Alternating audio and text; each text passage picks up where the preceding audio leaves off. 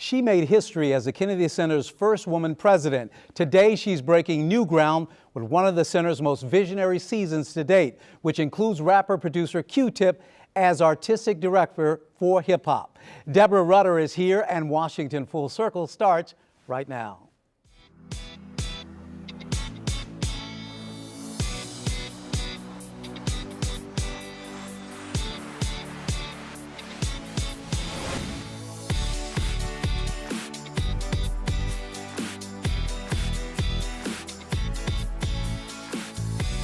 Welcome to Washington Full Circle. I'm Furman Patterson. Some might call her the hardest working woman in show business. As president of the Kennedy Center, her job is the only one in the world that's responsible for a major opera company, 2 orchestras, and a ballet company, as well as extensive theater, dance, and jazz seasons. The president of the John F. Kennedy Center for the Performing Arts, Deborah Rutter. Thanks so much for stopping by during your busy schedule. I'm thrilled to be here. Thank you. Now, you just recently dropped the bomb with a major season coming up. Tell us, what did you disclose roughly yesterday? Well, I think the exciting thing about it is that we have welcomed some great new artists as a part of our family of artists, and the fact that we're going to celebrate and really recognize the role that John F. Kennedy played in our world, and we're celebrating the centennial of his birth, which is in May of 2017. But the news I think that you might be mentioning is that in addition to Yo-Yo Ma and Renee Fleming having a big role with the center, is that we are creating a new position for artistic director of hip hop, and we've invited Q-Tip to be that individual. So what will his role as artistic director involve? So a couple of different things. One, most importantly, is that he will curate programming that we have throughout the season, whether it's small and in the family theater or sort of big and in partnership with some of the other art forms. He will be our go-to artist that says, is this a good idea or is this a better idea? Does this work? What is the right thing to do? So he'll be the curator. But even beyond that, it's really about being a thought partner for everything that we do at the center. And that's how we use our artists, not just to perform or create a series, but to think about what does art in our world today, and I mean that world because not only are we here in Washington, D.C., but what we do here in Washington, D.C. has an impact around the country and around the world. Now, you're fairly new to the Kennedy Center, but you've been around orchestras, symphony orchestras, and the arts for a while. Give us just a snippet of what you've done. Well, I've been in the arts administration world for a long time. I'm nearing the end of my 4th decade of being an arts administrator, and I'm a real advocate and believer and consumer of all of the arts. And so while I've worked primarily in the world of symphony orchestra, I have been consuming all of the arts, and I've been partnering with artists, and I've brought other art forms to the world of the symphony orchestra. Coming to the Kennedy Center feels really natural and a dream come true because it's a place where I can really make all of the individual art forms come together and have a more powerful statement. We can blur the lines between the art forms to create something new and interesting. Now, speaking of art forms, I understand that you play a musical instrument. Tell us what that is and how often you play yourself. Well, I started out very young playing the piano, and I think that's the fundamental for everything. Whether you want to play the guitar or the saxophone or whatever, I think everybody should have some time playing the piano in one form or another because it gives you the fundamental of music and how it comes together. Then I played the violin because in the 3rd grade in my public school, they opened the cabinet and said, "What instrument will you play?"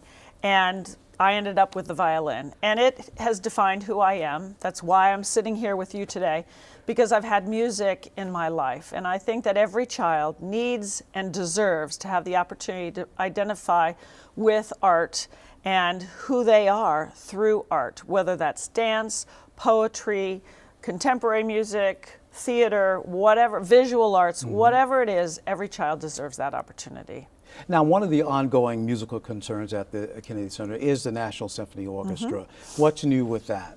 Well, the symphony has been had some really exciting news in that we will have a new music director the year after next. So the coming year is our farewell to Christoph Eschenbach.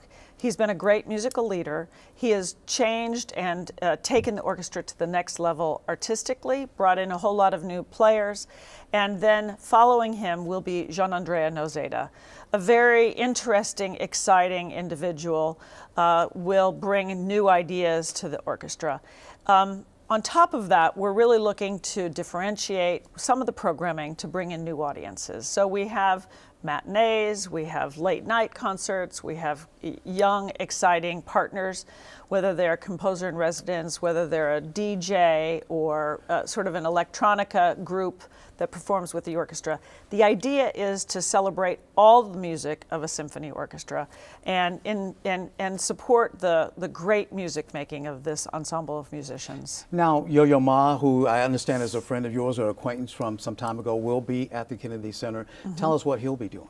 Yo-Yo is one of those great blessings that you have when you've been working in the field for nearly 4 decades. And Yo-Yo and I have known each other a very long time, as I have also had the great opportunity to work closely with Renee Fleming. Both of those individuals are great advocates for sharing art and particularly music with people of all ages, all backgrounds. And I've worked closely with both of them as it relates to arts education and taking the work that artists do into community. We are really fortunate that both of them are joining us as artists in residence to be partners, advisors, and each of them will take a different aspect of the work at the Kennedy Center and really support the advocacy of music for all people. Lots more to talk about. Hold that thought. More with the Kennedy Center's first woman president and what promises to be one of the center's most visionary seasons ever. Washington Full Circle will be right back.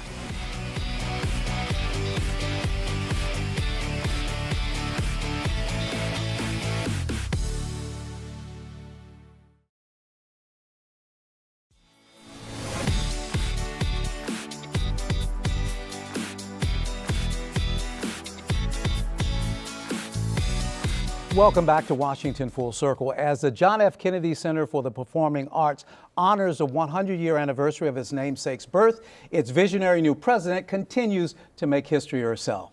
Now, one of the things I also saw that Misty Copeland will have a role in the upcoming season or seasons. Right. So importantly, we feel that not only do we need to focus on our local audience, and really we are the living room for everybody in the DMV, we also have a really important role sort of representing the best of America and using the Kennedy Center as a platform for that. So Misty Copeland, who comes every year to the Kennedy Center anyway, is coming as a curator. And we will have 2 important series next year, but the one she will be involved with is called Ballet Across America.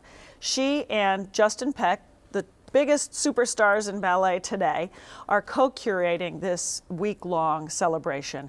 Companies from across the country will come together, do new work, demonstrate what they do at their home country, in their home community, and she will be co-curating it. So to lift her up away from dancing specifically, to take a leadership role in our country. We're excited about having her.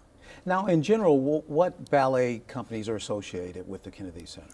The ballet company primarily that is most known is the Suzanne Farrell Ballet. And Suzanne Farrell is the artistic advisor for ballet at the Kennedy Center. And she is an extraordinary artist and teacher as well. In addition to the Suzanne Farrell Ballet, who perform once a year, we have a regular relationship with American Ballet Theater, New York City Ballet, Mariinsky, and then we always invite 2 or 3 additional guest companies to join us. I think Alvin Ailey, a dancer, of course, is in there as well. Importantly, Alvin Ailey is practically a resident company of the Kennedy Center, and we're thrilled to have them. We are very supportive of the work that they do and the flood of enthusiasm from all corners of our region to welcome them back every year. Now, the Kennedy Center is also known for major opera productions. What's in store in the opera field? Well, importantly, this year, the 60th year of the Washington National Opera, Probably the biggest, most challenging, most important work in opera is The Ring Cycle by Richard Wagner, and we are undertaking that this May. It's had a huge positive response. We have people coming from all over the world because if you love The Ring, you go anywhere that it's in performance. And in this country, this is the only performance this year of The Ring Cycle. So this is probably the most important thing that the opera is doing this year. Next year, they are continuing a really important approach to programming, which is to bring the classics, the great, German and Italian operas that are so loved by the opera world. Some of the popular, lighter repertoire. We're doing The Daughter of the Regiment, which is one of the most popular works. But in addition, as they have done for the last number of years, we're doing two really important American works. Jake Heggie's Dead Man Walking and Terence Blanchard's Champion. Both of them will be done in repertory. Those deal with important American issues, American conductors, American performers, American issues. And in the nation's capital with the nation's opera company, it's really important for us to do this work. I think I even saw something in the materials about Bridges of Madison County. Okay, yeah, exactly. So in addition to an opera and an orchestra and a ballet company and dance, all of those things, jazz, we have a huge theater program.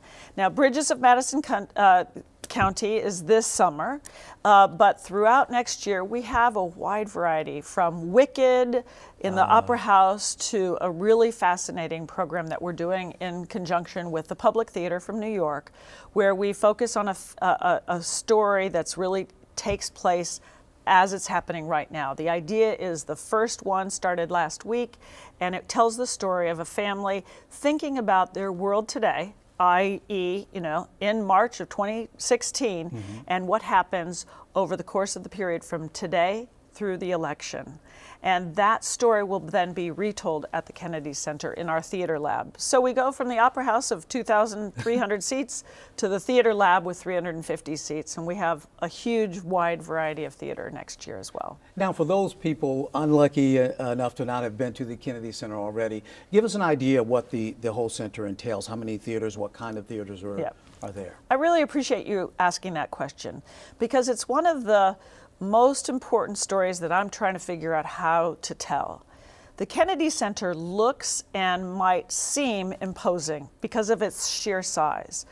But the fact is, it is a very approachable, easy place to be.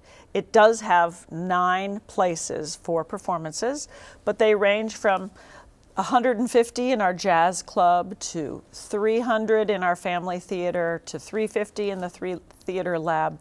But every single day we have free programming. That's F-R-E-E. That's open to anybody every single day, 365 days a year at 6 o'clock.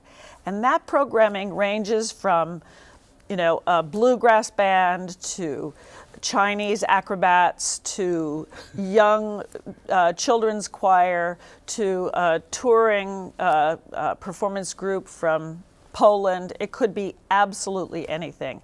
Popular culture, classical music, the full gamut. And every single day we have free programming. So everybody is welcome. I'm going to ask you a little more about that in just a second. Hold on. More with Kennedy Center President Deborah Rutter when Washington Full Circle returns. Stay with us.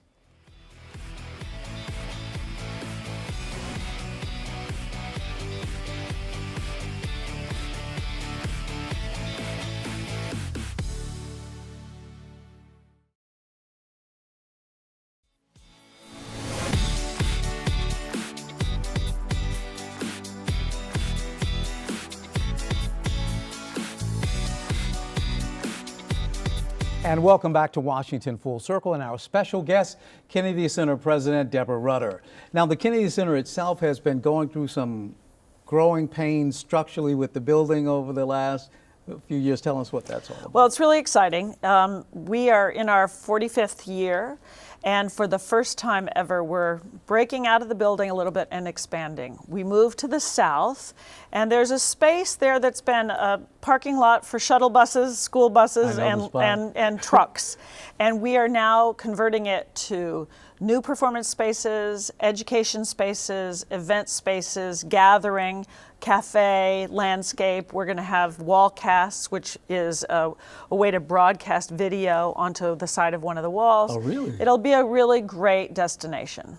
Now, the Kennedy Center was blessed with the perfect location right on the Potomac. It's viewed from across the river, and it's just ideal.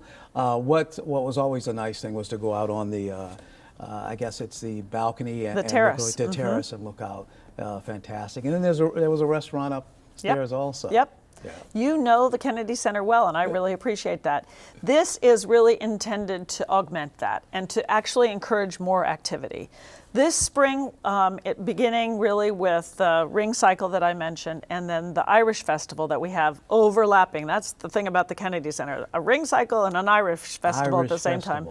We will have lots of outdoor activities, and we believe that this is a beautiful setting. It has a view like nowhere else. The roof terrace has the best view of all of Washington because you can see all of the monuments. You can get a lay of the land up there, plus a restaurant.